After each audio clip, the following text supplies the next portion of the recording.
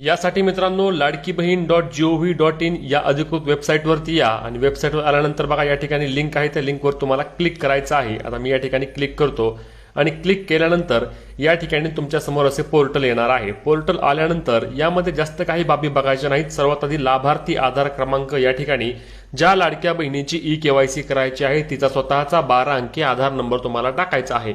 आता आधार नंबर टाकून घ्यायचा आहे। आधार नंबर टाकताना देखील कोणत्याही प्रकारची चूक करू नका, जेणेकरून ई-केवायसी करताना तुम्हाला अडचण येत नाही। आपण संपूर्ण प्रक्रिया पाहणार आहोत की तुम्ही अगदी 5 मिनिटांमध्ये ही ई-केवायसी कशी करू शकता आणि शेवटी तुम्हाला सांगणार देखील आहे की ओटीपी येत नसल्यास तुम्ही काय करायचे। आता या ठिकाणी कॅप्चा कोड जो असणार आहे तो कॅप्चा कोड टाकून घ्या, 545366 जो असतो तो टाकून घ्यायचा आणि खाली फक्त मी सहमत आहे यावर क्लिक करून ओटीपी पाठवा म्हणायचं। तर मी रात्री करतो आहोत, त्यामुळे केवायसी बघा आता स्पीड मध्ये कशी होतीये।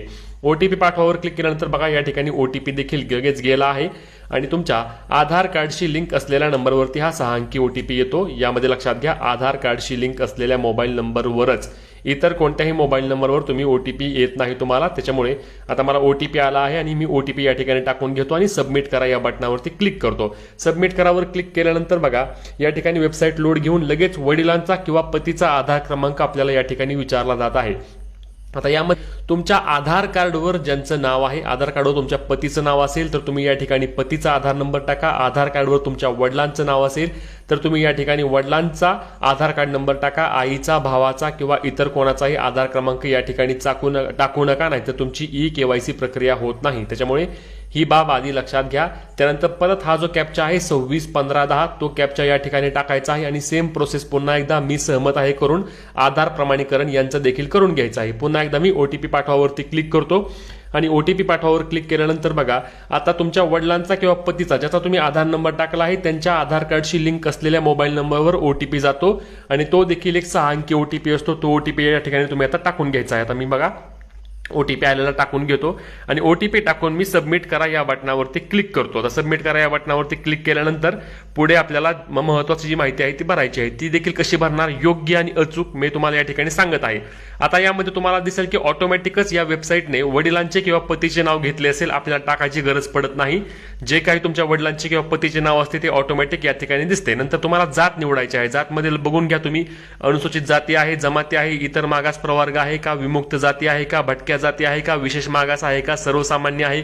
जो तुमचा जातीचा प्रवर्ग आहे तो या ठिकाणी निवडायचा आहे। तुम्हाला यासाठी कोणतेही डॉक्युमेंट लागत नाही, फक्त तुमची जात कोणती आहे ते या ठिकाणी तुम्हाला सांगावं लागतं। आता जी जात असणार आहे ती याची जात आहे, ती जात मी या ठिकाणी निवडतो आणि जात निवडल्यानंतर तुम्हाला खाली जे 2 प्रश्न आहेत ते 2 प्रश्नामध्ये काय लिहायचं अनेकदा मी सांगितलं आहे, पण पुन्हा एकदा मी तुम्हाला ही प्रक्रिया करून दाखवणार आहे। आता हे ओबीसी आहे त्यामुळे मी इतर मागास प्रवर्ग करतो आणि यामध्ये हे वाचून घ्या आधी काय सांगितले। माझ्या कुटुंबातील सदस्य नियमित कायम कर्मचारी म्हणून सरकारी विभाग, उपक्रम, मंडळ, भारत सरकार किंवा राज्य सरकारच्या स्थानिक संस्थेमध्ये कार्यरत नाही किंवा सेवानिवृत्तीनंतर निवृत्ती वेतन घेत नाहीत म्हणून तुम्हाला या ठिकाणी होय म्हणावे लागणार आहे। पुन्हा एकदा वाक्य व्यवस्थित वाचवा, हा ट्रिकी प्रश्न असणार आहे, अनेकांनी चुकवला आहे, तुम्ही चुकवू नका। या ठिकाणी होय म्हणा आणि होय तरच म्हणा जर तुम्ही खरंच तुमच्या कुटुंबामध्ये कोणीही वेतन घेत नसेल, कुणीही जर पेन्शन घेत नसेल तरच होय म्हणा, नाही तर तुम्ही चुकीची माहिती भरले तर पुन्हा एकदा तुमचा फॉर्म रिजेक्ट होईल। आणि माझ्या कुटुंबातील केवळ एक विवाहित व एक अविवाहित महिला योजनेचा लाभ घेत आहे। आता हे कसं ठरवायचं, एक रेशनिंग कार्ड म्हणजे एक कुटुंब, त्यामुळे लक्षात घ्या तुमच्या रेशनिंग कार्डवरती एक विवाहित आणि एक अविवाहित दोघींनाच यापुढे पैसे मिळणार आहेत। त्याच्यामुळे या ठिकाणी होय करा आणि होय केल्यानंतर खाली जो एक बॉक्स आहे त्या बॉक्स समोर टिक करा आणि टिक करून सबमिट करा या बटनावरती तुम्हाला क्लिक करायचं आहे। आता तुम्ही म्हणाल की तुमची ई-केवायसी एवढी स्पीडमध्ये काय होती, तर बघा वेबसाईट चांगली चालल्यानंतर तुम्ही अशा स्पीडमध्ये ई-केवायसी करून घेऊ शकता। मी कम्प्युटरवरून करतोय, मोबाईलमध्ये देखील जेव्हा वेबसाईट चांगली चालते तेव्हा ई-केवायसी तुमची पटपट पूर्ण होते। सबमिट करा या बटनावरती क्लिक केल्यानंतर परत ओटीपी वगैरे काही येत नाही आणि तुमची ई-केवायसी प्रक्रिया किंवा पडताळणी यशस्वीरित्या पूर्ण झाली आहे असा तुम्हाला पॉपअप येतो। यानंतर तुम्हाला तुमच्या आधार कार्डशी लिंक असलेल्या नंबरवर किंवा कुठेही तुम्हाला मेसेज वगैरे काही येत नाही।